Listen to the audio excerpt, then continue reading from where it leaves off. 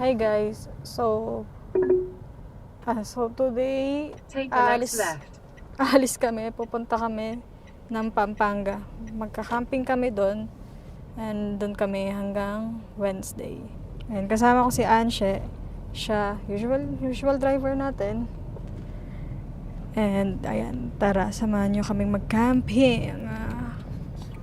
Camping. Let's go.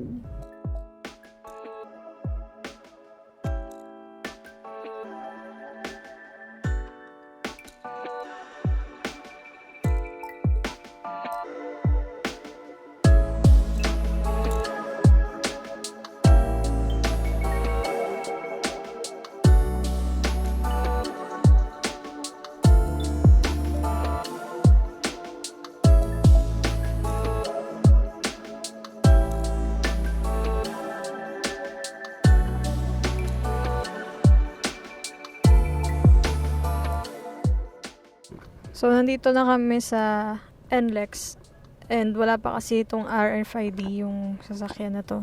May luma siyang RFID pero sa lumang may-ari pa yun. So, pakakabitan na lang namin ng bago.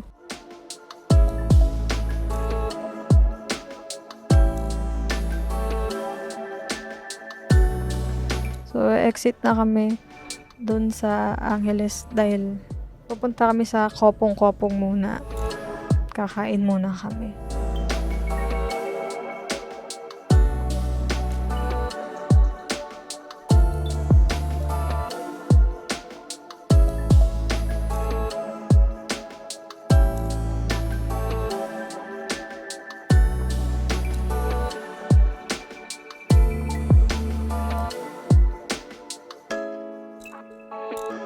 So, ito, isa sa mga in-order namin pakbet. Tapos kanin. Para lang kaming kakain sa bahay. Tapos ako nag-banana shake. Siya nag-calamansi shake. Shake. Ayan, darating pa yung iba naming order. Nakakatawa, parang bahay lang. Ayan o. Nasa kubo nga kami. Sa kubo kami na may mga ilaw-ilaw. And yung mga server, nakasuot sila ng mga parang mga sinauna talaga. Ang ganda dito. So, sa order namin, sisig na squid. Tikman natin kung masarap. Let's eat!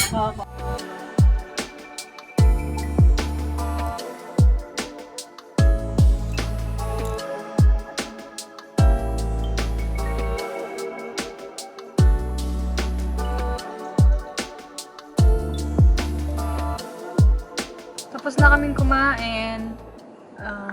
Busog na busog kami. May take out pa. Ngayon, diretso na kami dun sa camp. Sa may Porac. Ang layo! Medyo. Medyo malayo pa pala yung camping namin. Mas malayo muna dapat. Ayun. Nagbago pa kami niya ng camping kasi mas malayo pa yung una naming camping dapat. Pero ayun, punta na tayo sa camp. Nandito na kami ngayon sa camping site. Tatain na natin Sa to Kawayan. So, ayan. Patayin namin yung sasakyan.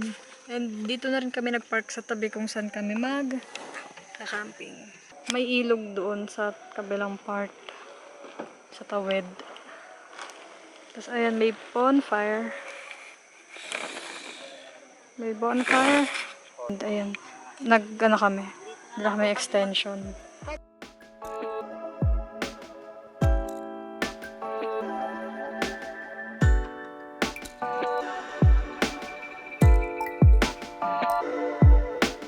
Ayan, nagdala ako ng ilaw. Tapos set up kami ng tent. Sila nagsiset up, to be honest. Anong kulang? May kulang daw kaming nadala. Yung pangtusok ng tent. Di ba Ah. anuhan? I see. So, ayan yung tent. Madilim talaga. Tapos yan, ilog yun. Ilog na to. Lapit namin yung tent namin kasi ito lang yung extension. Ayan pa yung tent. Kaso paakyat yun eh. Oh? Paano yan? Di ba pwedeng yung tent natin sa tabi na lang ng sasakyan? Ayan, ang cute ng tent. Tiniram lang namin yan sa sa mga magulang ko. Ito na kami sa tabi. Nakita na namin yung part sa sinasabi. Ayusin mo muna. Alisin muna natin. Nakita na yung part sa sinasabing nawawala. Pero ayun, na-set up na namin yung tent nila pala. Ako, ano lang, video-video. Tapos, ayan, meron pa daw. Ayan, para siguro pagka mainit. Pero ang lamig ngayon, malamig ngayon. Tapos, ewan ko kung kita nyo, pero maraming stars. Maraming stars ngayon dito. Tapos, may mga, nag-video ako dun banda, sa malayo. Tapos, dito daw, ayan dyan, banda, may mga overnight. Kasi resort din ata to eh. First time namin magka-car camping. Anshe, what can you say?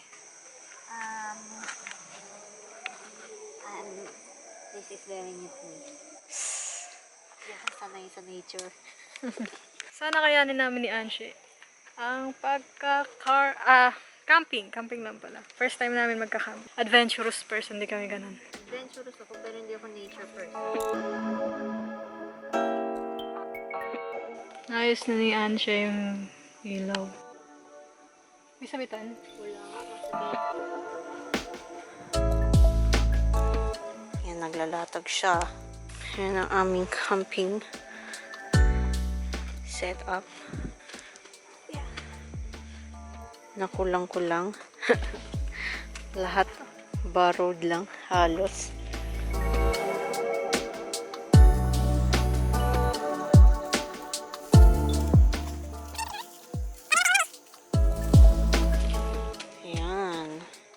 Welcome! So, ito yung loob ng tent namin. Ayan, maluwag-luwag siya.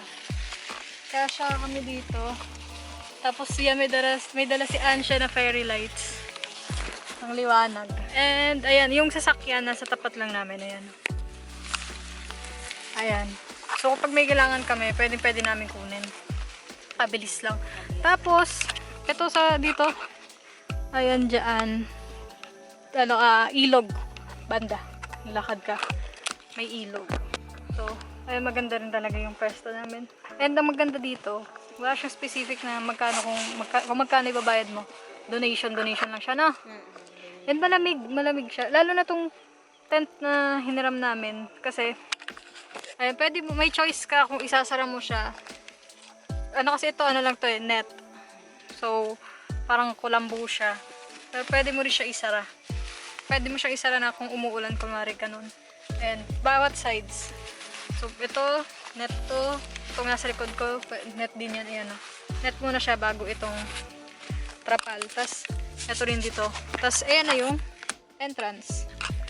So, yung maganda siya lalo pag mainit. Meron kami magagamit. Na-setup na namin. And nalagay na namin yung mga una namin. And ang laki ng tent na to. Kasya ata dito yun, no? Tatlo o apat kung mapapayat kayo, kasya kayo dito. So, tingnan natin kung kakayanin ba namin to kasi hindi kami sanay sa ganitong pamumuhay. Wow! Kasi madalas pag pupunta kami ng ibang lugar, rent lang kami ng ng transient. Eto, baka kasi mas murang way siya ba ng pagta-travel. Oo, kasi wala tayong bayad sa hotel. Tignan natin kung kaya ba namin ni Anshe. Or ano mas magiging preferred namin, yung ganito ba? Or yung mag-hotel na lang? Ay, hindi ko na din kinuha yung electric fan. Ay, oo, hindi pa na nakuha yung electric fan. So, yan, kunin na namin yung electric fan and all set na kami. See you tomorrow! 8:17 pa lang. Nagising na ako kagad. Manoros na rin ako nakatulog eh. So, nagising ako kasi sobrang init. Hindi naman sobra. Pero mainit. And, siguro ito yung disadvantage. Kumpara pag naka-hotel ka. Kasi pag naka-hotel ka, pwede ka mag-aircon. Pag nainitan ka, mag-aircon ka. Pero pag sa ganito, syempre, ng electric fan lang. Buti nga may bawon kaming electric fan and may source kami ng power. Pero sa iba pang camping, wala ka talaga masaksakan eh. Pero, siguro mas malamig to kung doon kami nag-camp sa pinapa-anuhan nila sa amin kung saan nila kami planong campingan. Doon sa maraming puno, pakita ko sa inyo. Ayan, doon kami nila planong lagay yung tent namin. So, mas malamig pa kasi siya kung doon kami kasi may mga puno. Kaso nga lang hindi abot yung extension kung doon kami. Ayun. Kaya dito na lang kami. Mas okay na rin. At least may electric fan kami. Tsaka parang medyo hindi ko bet doon kasi malapit masyado sa ilog. Okay na ako dito. Okay na kami dito. Yun lang talaga, mainit lang talaga. Sana medyo lumamig-lamig ng konti para kayanin. Baka makatulog ulit. Although humahangin-hangin naman. Yun, kapag humahangin, lumalamig-lamig kahit papaano. Pero yung trick din kasi yung araw. Mainit na talaga ngayon, no? Sobrang init na ngayon. Salamat nga pala sa mga kapitalista, no? Sila ang dahilan kung bakit sobrang init ngayon. So, isinara namin ito. And ito. Kasi nandyan banda yung araw. Ito yung binuksan namin. At saka ito. Yan, kasi hindi ka matatamaan ng araw pag dyan. And ayun, malamig na siya. Then dyan nilagay yung electric fan para mapaikot yung malamig na hangin dito sa loob. Okay na. Malamig-lamig na. So, meron dito na nagrereklamo na agad.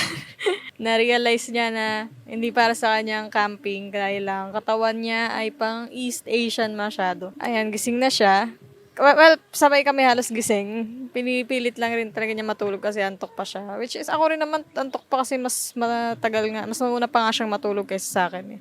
Pero, ano kasi yung katawan niya kasi, ewan ko gano'n ata katawan ng East Asian eh. Malaki kasi siyang Chinese talaga eh. Medyo malaki ang napuro siya ng Chinese. Medyo napuro siya ng Chinese blood niya eh. Hindi siya nagpapawis pag mainit.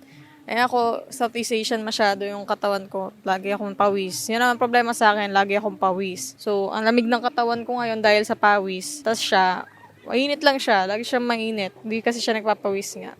So, yun yung, kung pawisin ka, huwag ka na lang magreklamo. Bagay na bagay ka sa bansang to. Yan ang bagay na magpapasurvive sa'yo. Lalo na ngayon mainit. Laban mo siya sa init. Ang lamig ng katawan ko ngayon, no?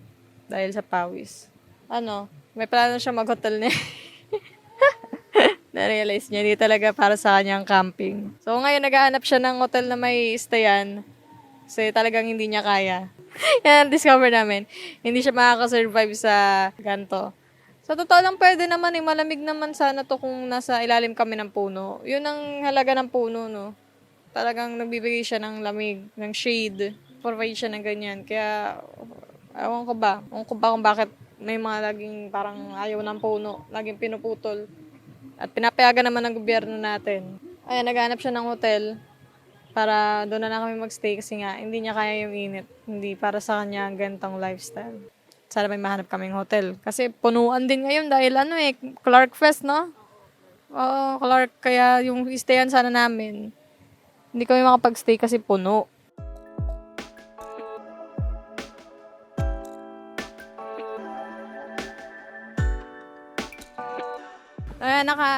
Nagpa-reserve na siya ng 8 to 10. April 8 to 10 sa hotel.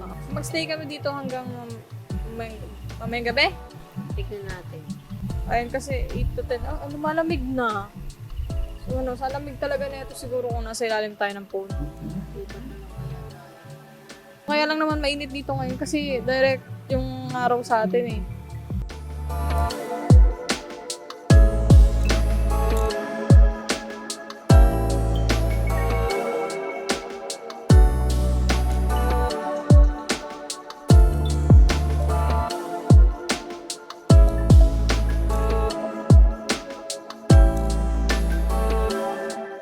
So, nilipat namin and ayan, maliwalas na. Nandito kami sa mga bandang Kawayan.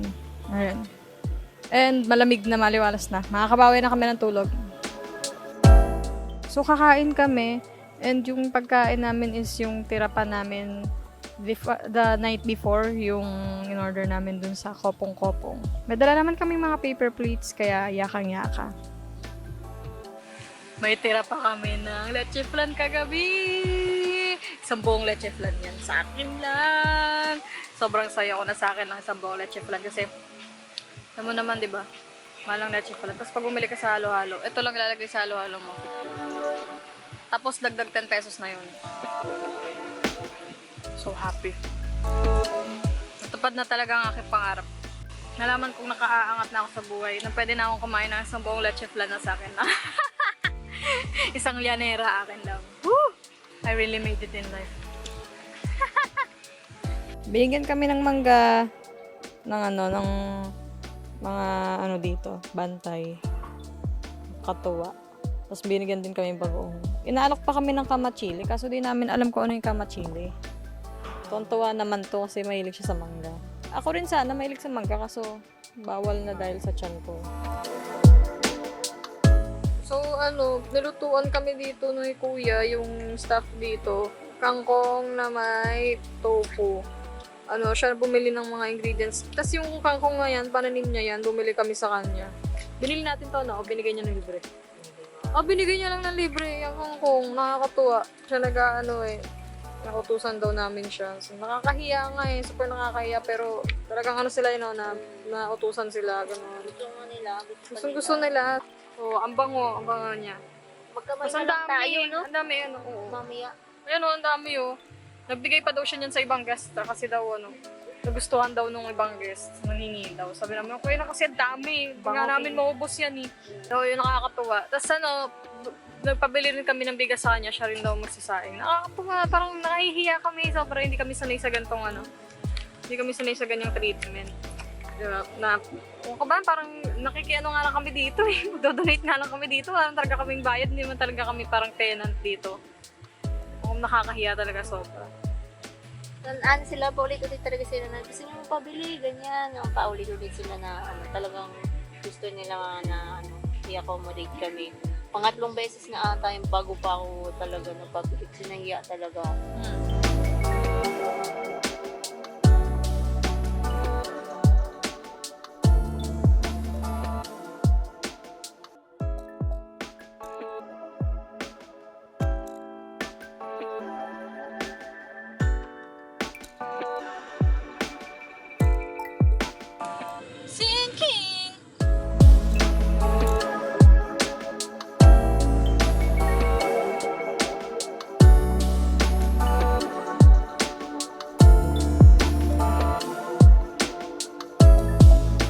Guys, legit, masarap talaga magluto mga kapampangan. Paano niya napasarap yung kangkong at saka tofu lang naman. Diba? Parang ayaw ko kaya ng daw-dabong kangkong. Kasi sanay ako, syempre pag mahirap ka, diba? Yun lang naman kaya pwede mong kainin. Sumasawa na ako dyan, sinisin ako. Sumasawa na ako dyan kasi hindi nga masarap. Pero, grabe na pasarap niya. Ang galing. Masarap kasi legit. Hindi siya kakaka lamang. Masarap talaga magluto mga Kapampangan. Enjoy!